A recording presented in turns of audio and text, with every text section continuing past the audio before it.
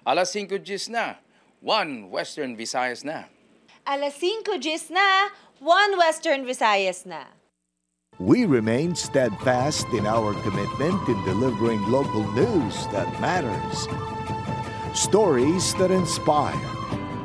Enriching the lives of Filipinos in the Philippines and across the globe. This is your GMA Regional TV. Buong puso para sa Pilipino. Mga balita, katututukan, subong sa 1 Western Visayas. Iloilo City Council ginkansela ang ginahatag otoridad sa DPWH Iloilo City District Engineering Office sa 7 ka ginapahayag delayed nga mga proyekto sa syudad. Pila ka mga residente nga gin-evacuate sa paglupok sa Mount Canlaon nagahinyo na nga makapauli. P-Bolts nagpahanumdum nga delikado pa ang sitwasyon sang bulkan. Porsyon sang ospital sa San Joaquin, Iloilo, ginbutangan sang karatulang nga no trespassing, private property. Duta, kinabawi na sa nagpahayag tag-iya. Kag, publiko, ano ang reaksyon sa bagong Pilipinas Hymn kag Pledge sa mga flag ceremony?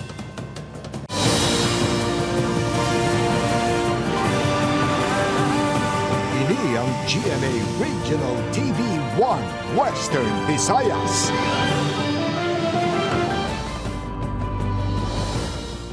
Mayong hapon, live sa GMA Iloilo Station. Ako si Gertrude Charlotte Tan. Kag ako naman yung kapusay ng Bretos lagi kan diri sa GMA Bacolod Station.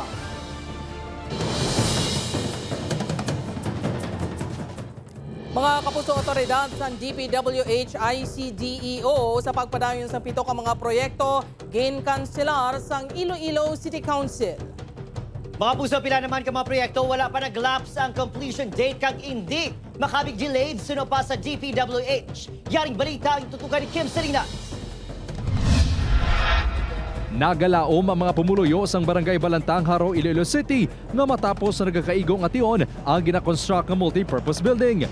Subong, nagaagwanta sila sa temporaryo nga health center nga malayo kag open court nga malutak kun mag-ulan. Kay tiko magadto kapag dito maplite kapag duwa kaplite. Pero kung diri na lang ya sa amon diya nga kun mahuman madali nga mahuman kun diri na ti kun di mataway sa amon. Para subong ang ilaning nga championship sa volleyball wala pa na matapo, wala pa ma-end kay ti gabasa di mo paano sila kampang. Suno sa punong barangay, pahamtangan sang health center, cover gym kag himoon evacuation center ang multi-purpose building. Mabudlay gid kun wala sang gym ang isa ka barangay during sa mga event. Nagadali naman ang mga vendor sa Mandurria Public Market nga makasaylo sa ginahimo nga proyekto. Isubong tanaway nag-sirinamo lang kami diri. Magulan ka sulod dito be. Ang Mandurria Market kag ang multi-purpose building sa Balantang Haro ang kabahin sa 7 ka mga proyekto kun sariin. Ginkanselar sang City Council ang otoridad sang DPWH ICDEO nga ipatigayon sa duta sang city government. Suno sa chairman sa Committee on Infrastructure sa Konseho, ini ang santo sa sulat ni Iloilo City Mayor Janet Treñas nga nakabaton ini sang reklamo nga delayed na ang mga proyekto. Plano kuno sang Iloilo City LGU nga i-take over ang mga proyekto. Ang mga pumuluyo nga reklamo na siguro pangitaan niya na sa punto para nga padayon na ang proyekto matapos kay ang labanan ng mga barangay hall, mga health center. Sabat naman sa DPWH ICDEO, hindi pa makabing delay ng proyekto bangod wala pa nag-lapse ang completion date. Kaya may delay din man ina or wala or kung may delay may reason sila na siya. Kaya otherwise ma-explain lang kami sa amon ng Central Office. Nagpagawa naman sang statement si Congresswoman Julienne Baronda nga face by face ang paghatag sa pondo mangod dalagko ang mga proyekto. Apisar siya ang nagpatigayon sa mga ini, wala kuno nagaagi sa iyang pondo. Para naman kay Rolin nga vendor sa Mandurria Market, wala siya sang labot kung sino man ang magapadayon sa proyekto. Basta matapos lang, agod sila na ang makasaylo. Pinulutikain na siya, ila na lang na yan. Hindi kami mag-intras ang ila man na yan ang mga kung ano daw ang ila nga mga agenda dira. Upod Kirmel Porquia, Kim Salinas, 1 Western Visayas.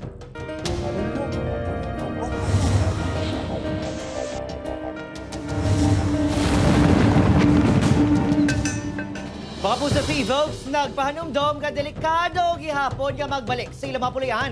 Ang mga residente nga nag-evacuate apang iban sa ila, mauluyag na nga magpauli. Yaring balita ang itutugan ni Lynn Pedreso live sa Banwa sang Lakasilianan, Negros Occidental. Lynn, kamusta anong latest?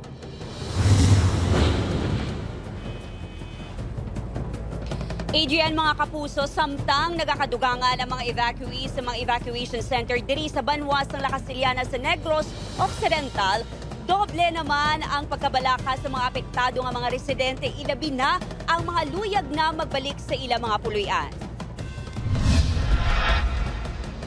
Magluwas nga limitado ang espasyo kag pangginawi sa Don Felix Robles Elementary School sa Lakasiliana, Negros Occidental, nga isa sa pinakadako nga evacuation center sa Banwa. Nagabatsyag na sang kasubok ang pila ka evacuees, gani luyag na nila nga magpauli. Ang 65 anyos nga si Nanay Aurelia, luyag na kulong nga makahaklo sa preska nga hangin. Lain di kuno ang pamatsyag kunyara siya sa kagalingon nga panimalay. Maya kung sa balay na kaya mo, mano may rason diri daw, hindi gani ko kubanta, kisa gani tululuwa ko. Nasubuan man si Jorme nga magpalayo siya mag-amay, nga ginpili nga magtenero sa ilabalay, agud may magatipan sa mga nabilin nga mga kasapatan. Ang gabi, ma'am, hindi mo patulog kasi ako po yung bata, akong isa kang akong bana Pito ginaan mo kaman balahang, pero gat-chat mo ko sa ila permi, di kumusta ka mo da. Sunod sa Kanlaon Observatory, delikado paghihapon nga magbalik sa ilang mga puluyan ang mga evacuees. Samtang nagapadayon ang pagmonitor sa aktibidad sa Bulkan Kanlaon kag nagapabilin ini sa Alert Level 2. Sa pinakauli nga monitoring, nagnubo ang parameters sang bulkan, kasubong na lang sa seismic signal, volcanic earthquakes, pati ang kataason kag kadamulon sang asong nga ginabuga sini. Nagnubo man sa 300 to 500 meters halin sa 2,000 meters sa tinilikdan nga mga inadlaw. For the past 24 hours na observation period, naka-record kita sang tatlo ka volcanic earthquake. Ang basis naton na ginahambal no is ang ginainit na sulfur dioxide. So, sa tubong gabi, ma'am, no?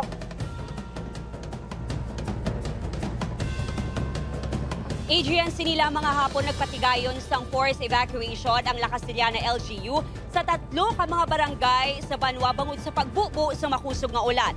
Sa karon mga kapuso, nagdangat na sa masobrang 4,000 ka mga evacuees ang yara karon sa evacuation center sang Banwa matapos ang paglupok sang Mount Kanlaon. Adrian? Salamat gid kag halong kamuda Lynn Pedreso.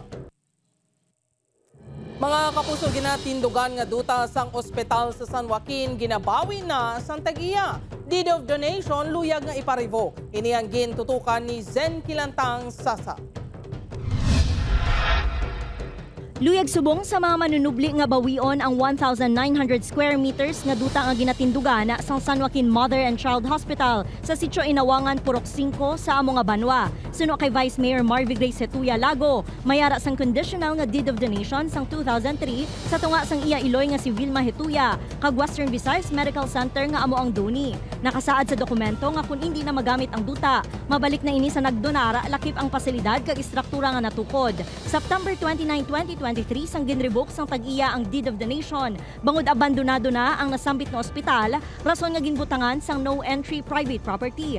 Ginpresenta man sang Vice Alcalde ang ginauyatan nila nga tax declaration hag mga resolution sang Sangguniang Bayan nga nagapahanugot sa pag-relocate sang bagong ospital sa Barangay Baybay sang tuig 2015. Amo dyan nabutang nga owner Vilma Hetuya.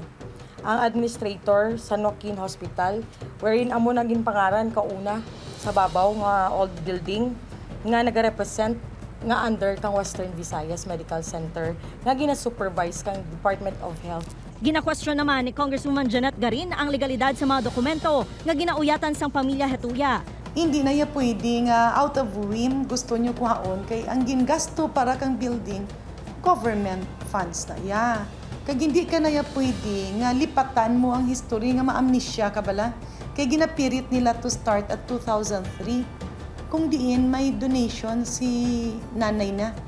Pero ang una dira nga pamangkot, paano nasaylo ang tax declaration halin sa lulo nanda pakadto sa nanay niya kay duro na heirs eh.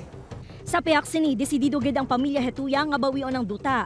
mga abogado rin nga nagpahikutar.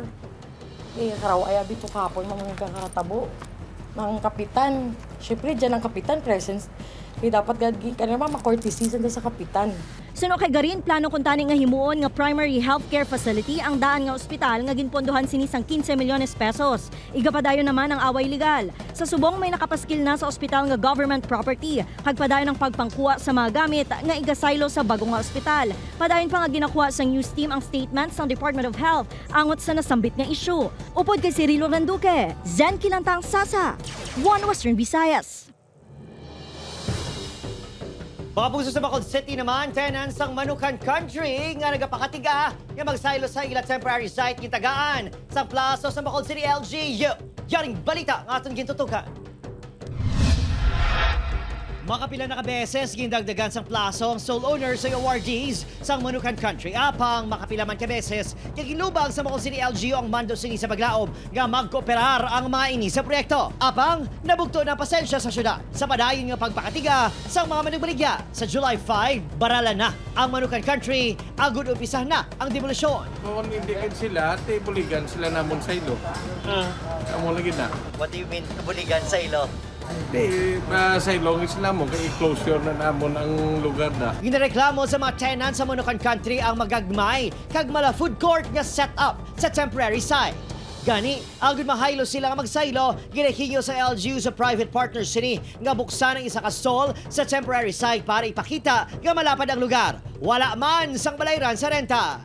Pwede ipa-extend sila sa may dalan, i-close road namon. No, so I don't know kung ano pagyud ang ila, no? So basta ang ako niya open by July, open na ang temporary market kung sino ang willing nga mag-silo na dito. Ang mapasawan mag-silo sa temporary site ang hindi na mangin prioridad sa LGU nga tagaan sa pwesto kung mahumana ang i-redevelop nga Manukan Country. Opo, Kirill Casillo, Adrian Pretos, One Western Visayas. Pila ka mga Ilonggo magkatuhay ang opinyon sa mando sa pagkanta kag recite sa bagong Pilipinas hymn kag pledge sa flag ceremonies. Ini ang gintutukan ni John Sala. Buong pagmamalaki kong isa sa buhay, ang bagong Pilipinas. Bagong Pilipinas. Tungo sa isang bagong Pilipinas. Ini ang kabahin lang sa bagong Pilipinas pledge nga gin-recite sa mga empleyado kag personnel sang Iloilo Provincial Government sa ila flag raising ceremony. Ini ang kabahin sa gipagawa ang Memorandum Circular No. 52 sa Office of the President nga nagamando sa mga national government agencies, government-owned and controlled corporations kag mga educational institutions. Samtang nagahaylo naman sa mga local government unit nga i-recite ang bagong Pilipinas pledge kag pagkanta sang bagong Pilipinas hymn. Tinutuyo sini nga mas matatak sa mga Pilipino ang bagong Pilipinas brand kunsahi isang panggobyerno kag ipabugal sang tagsa-tagsang pagka-Pilipino. Diri sa banwa sang uton wala pa ginapatuman ang nasambit nga memorandum. Ginparecite sang news team kay Manong Eran ang pledge. Buhay sa aking dugo ang lahing dakila, magiting at may dangal. Kag sa pamangkot kun mas nangin proud bala ini sa iya pagka-Pilipino matapos yung ginirecite ang pledge. Para nga daw solemn pagid o kag magbaskog pagid ang aton nga pagka-patriotic sa aton nga pungsod. Para sa iban, posible nga mangintuman kalaban ang flag ceremony. Nahibaluan nga nagakanta sang lupang hinirang kag nag-recite sang panatang makabayan o kung panunumpa sa watawat ang mga opisina tag sa ka-flag ceremony. Kag subong, dugangan pagid sang bag-o nga hymn kag pledge. Apang suno kay Manong Narciso. Hindi man naguro makakaon nako nga oras, gamay man lang naguro nga oras sa makaon. Suno sa pila ka mga Ilonggo wala man sang may malain kung ipatuman ini. Apang ang ila pamangkot, kinahanglan gid man bala ini. Lain na naman ang lain naman nga ipatuman nila kung lain naman ang administrasyon. So kung sa ako lang hindi ko pabor. Upod kay Hans Disyarto, John Sala, One Western Visayas. Mga kapuso, nagbalik na sa Iloilo si Miss Eco International 2025 Alexi May Caimoso Brooks. Alas 12 nga hapon, ginpatigayon ng motorcade para sa Ilongga Beauty Queen nga naglibot sa mga mayor nga dalanon sang Iloilo City. Alas 5:30 sining nga hapon, natala na naman ang homecoming program para kay Brooks sa isa ka mall sa Mandurriao, Iloilo City. Si Alexi Brooks ang naging tiglawas ng Iloilo City sa 2024 Miss Universe Philippines pageant kung sa diin, iyan nakuha ang titulo nga Miss Eco International.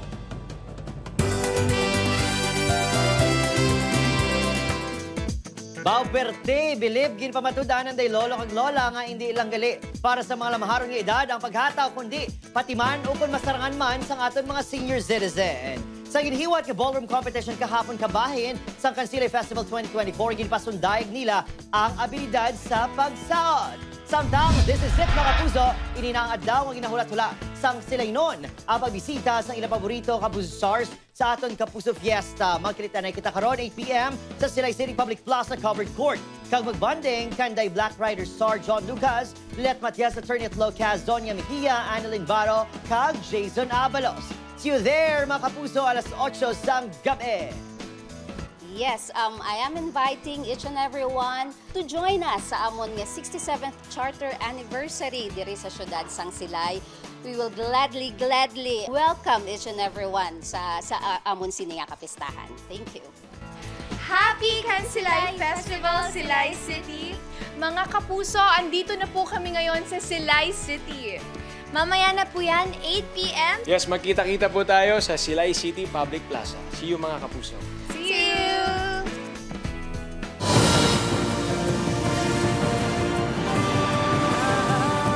Ini ang GMA Regional TV 1 Western Visayas.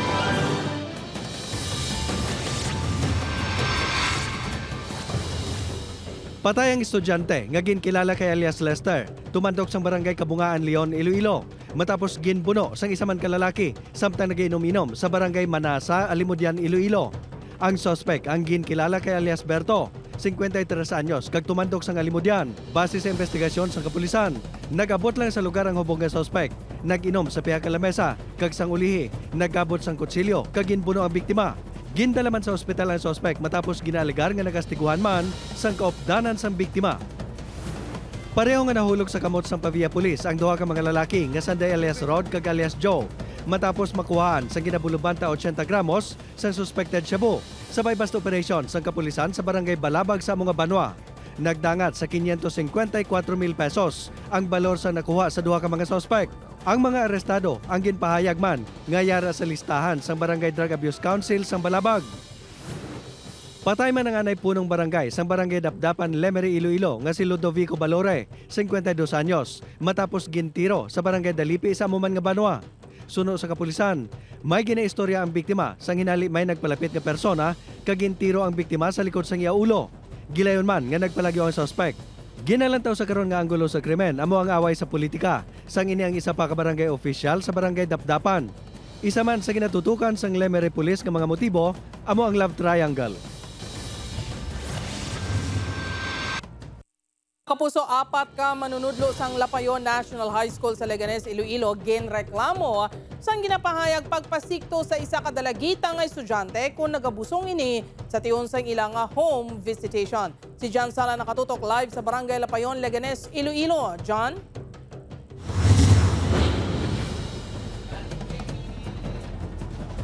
Jert ang ginaaligar nga pagpasa-pasa.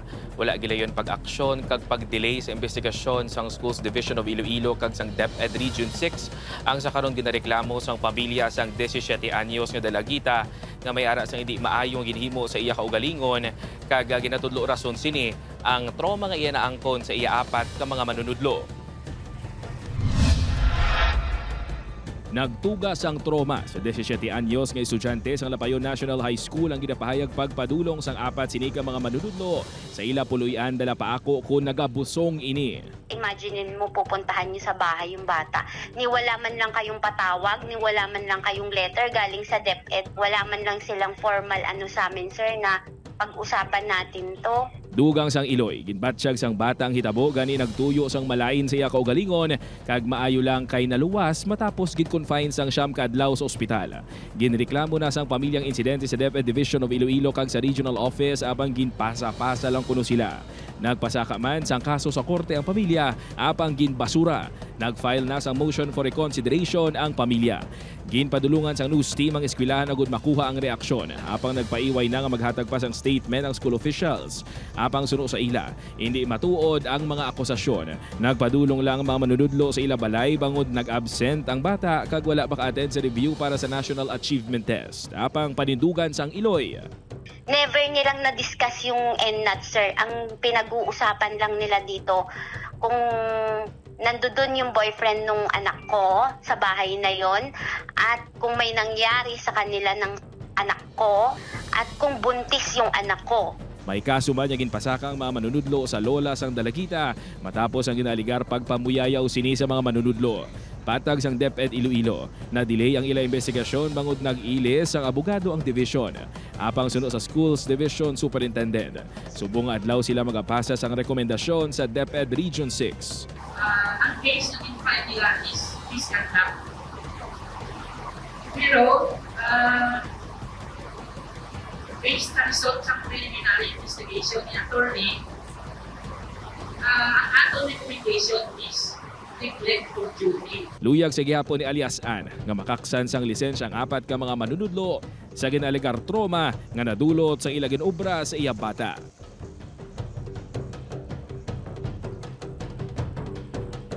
Jert, sa kaso naman sang isa ka estudyante dito sa Banwa sang Maasin nga napatay kag ginaangot sa iya kabatayon ang manubo kuno sini nga grado sa isa niya ka subject suno sa Schools Division of Iloilo nga nagrecommend na sila sa DepEd Region 6 nga pasakaan sang kaso administratibo ang manunudlo sang nasambit nga estudyante. Kag ang pagpasaka sang administrative case o kung pag-recommend sa administrative case sang SDO Iloilo ang mangin palaagyan agud magsugod ang formal investigation kag matumod kung may ara gid man sang violation ang nasambit nga manunudlo. Jert. Madamo gid nga salamat sa detalye Kapuso John Sala. Papuso sa Bacolod City naman, 11 confirmed pertussis death na record sa Barangay Villamonte. Samtang massive vaccinations sa kabataan, ipatigayon. Yaring balita ang atong gitutukan. Sa biyak sa agresibo ang kampanya nga mabakunahan ang mga lapsag kagabataan sa Bacolod City. Isa kanong katuig nga bata sa Barangay Villamonte ang nadulaan sa kabuhi bango sa pertussis o kun whooping cough. Santos sa reports ng City Health Office, Mayo 26, sang napatay ang bata nga lalaki. Gilayon, yung paidalom sa confirmatory test ang specimen samples ng bata kag nagpositibo ini sa pertussis. Sunod sa CHO, padayon nga ginakula ang supply sa bakuna gikan sa Department of Health. Sa karon, may masobra 8,000 ka mga kabataan ang tuyo nga mabakunahan kung may bastante na nga supply sang pentavalent vaccine. So ang aton target would be kung lang taon ta sa aton nga mga target population, we need to have at least mga 8,000 doses per quarter. We did have a stock out since early first quarter siguro. Amo na, do wala gid production. May 3,000 ka doses sa bakuna nga ginahulat pa nga mabaton sa syudad. Sa Barangay Granada, mayor ginaprigban ang pigado nga paghangop sa maginikanan sa kuntan mandatory vaccination sa mga lapsag. Sa datos ng CHO, 16 ang confirmed pertussis cases sa syudad. 53 ang nalista nga probable cases. 33 ang negative kag 4 pa ang pending results. Napanawagan man sa Corazon Locsin Montelibano Memorial Regional Hospital ang malapnagon nga information campaign kag maggamit nga bakuna ilabi na subong at tigululan. May ara kita subong nga ginahatag yun sa mga bakuna pero wala sang nationwide rollout sang aton nga bakuna. Opo, Kiril Casilio, Adrian Prietos, One Western Visayas. Mga Kapuso, temporaryong agin pauntat ang operasyon sang barge nga nakadak sa Barangay Pulo, New Washington, Aklan, kung sa diin nagalin ang langis nga nagtagas kang naglapta sa suba sakop sang barangay poblasyon sang tinalikdan nga Mayo 26. Sa ulihin nga datos ang PCG naglabot sa 6,750 liters ang langis ang nakolekta. Magabulig man ang kumpanya sa mga manupangisda nga apektado ang palangabuhian. Nakapagwa naman sa executive order ang alkalde sang Banwa nga nagamando sang pagbawi sang fishing ban kasunod sang oil spill.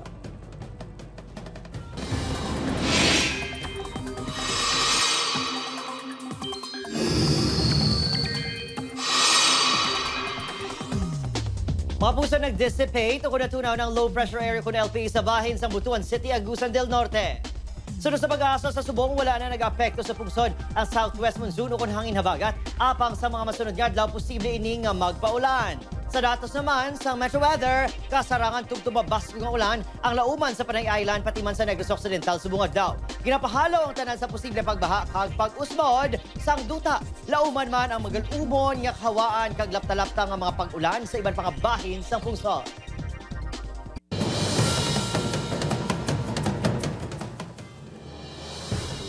Padayon pa nga ginapangita ang eroplano nga ginasakyan sang Vice Presidente sang Malawi nga si Solos Clos Chilima upod sa siyang pagid katawo matapos sinang gindeklarar nga missing. Sunod sa Office of the President and Cabinet, wala na sang kontak sa eroplano ang otoridad halin sang nadulay ni sa radar.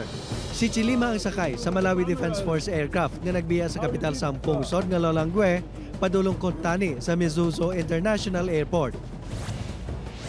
Ginatos ka paddlers ang nagpasakop sa 29 ka races sa ginakabig pinakadako nga Dragon Boat Festival sa Hong Kong. Ang mga kompetisyon ang ginpatigayon sa Aberdeen Harbor kag sa iban pa nga mga distrito sa palibot sang syudad. Ang Dragon Boat Racing ang nagsugod sa Southern Lingnan Region sa China, mga 1,000 ka tuig ang nakaligad. Apang ang moderno nga version sini ang ginsuguran sa Hong Kong nga isa ka Special Administrative Region sang China sa nakaligad nga 40 ka tuig.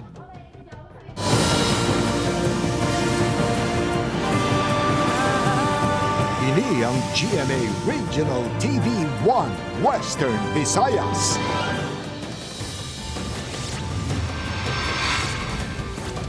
Dako pang ginagabig dako nga supplier sang illegal nga droga sa Rizal Palapala 2 sa ginpatigayon nga drug buy-bust operation sa among nga barangay sang weekend. Nakuha kay alias JJ ang 11 ka sachet sang ginapatihan Shabu nga nagabugat sang 150 gramos kag nagabalor sang 1,020,000 pesos. Yara sa badak ang ngalan ni alias JJ kag nakaagi naman ini preso angot man sa illegal nga droga. Balik man sa karsel si alias Toto Jury matapos madakpan sa drug buy-bust operation sa Barangay Desamparados, Haro, Iloilo City. 408,000 pesos ang balor sa suspected Shabu nga na-recover sa subject nga nakaagi naman preso bangod sa illegal nga droga. Dako man sa akto nga nagaroro ang anong kapersona sa ginkasang drug buy-bust operation sang La Paz Station Drug Enforcement Team sa isa ka balay sa Barangay Don Esteban, Lapos, Domingo sang kaagahon. Ginakabig sang otoridad nga drug den ang balay kung sa diin ginapanagtag mismo sang main target nga si alias Ken, 35 anyos, ang iligal nga droga sa mga parokyano. Kaupod man ni alias Ken sa illegal nga aktibidad ang Iloy sini kag iya nga bayaw. 3 pagid ang nadakpan sang kapulisan halin sa nagkalain-lain nga lugar. 370,000 pesos ang balor sa suspected Shabu nga nakumpiskar sa mga subject. Napurnada ang ginapatihan tuyo nga pagpangawat sang duha ka mga lalaki matapos maaktuhan mismo sa Barangay Tanod sa Barangay 1 San Miguel ang ila pagbuka sa glass door sa isa ka gasolinahan. Ginsita sa nasambit nga tanod ang duha, gani gilayon ang mga ining nagpalagyo sakay sa ila angkar-angkar. Wala na nag-operate ang nasambit nga gasolinahan. Sa pagpangusisa sang kapulisan upod sa tagiya, nahibaluan nga wala man sa may nakuha ang mga suspect.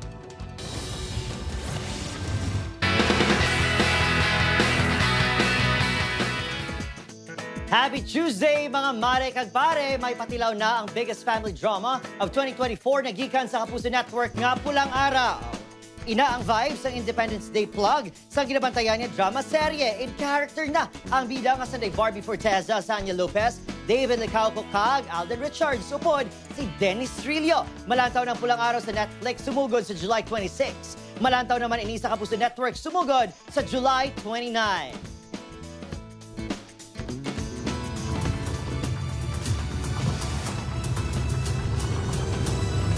Napakalaking bagay nito sa akin dahil sabi ko nga, parang isa ito sa teleserye na proud akong maikukwento sa mga anak ko pagdating ng araw. Nakatulong siya sa akin para mas ma-appreciate yung buhay natin bilang Pilipino. Nakaka-proud maging Pilipino. Because of this teleserye, makikita ng mga generations now, yung mga present na nandito, mga Pilipino, na ganon yung sacrifice na ginawa ng mga Pilipino noon. Bibigyan natin ng larawan yung mga kwento ng ating mga lolo't lola sa atin.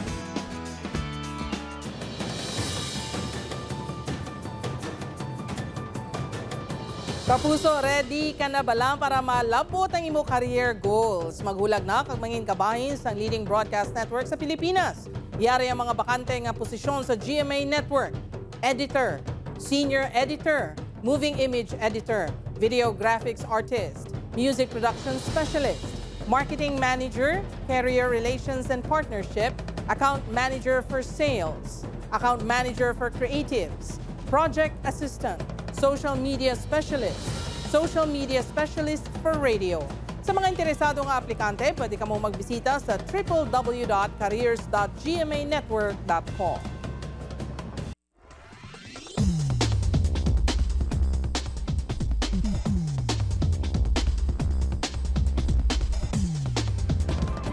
Mga kapusong mahimo nyo malantaw ang ining episode sa GMA Regional TV official website www.gmaregionaltv.com. Pwede man mabisita kag i-click ang subscribe button sa GMA Regional TV official YouTube channel para sa mga updated nga balita.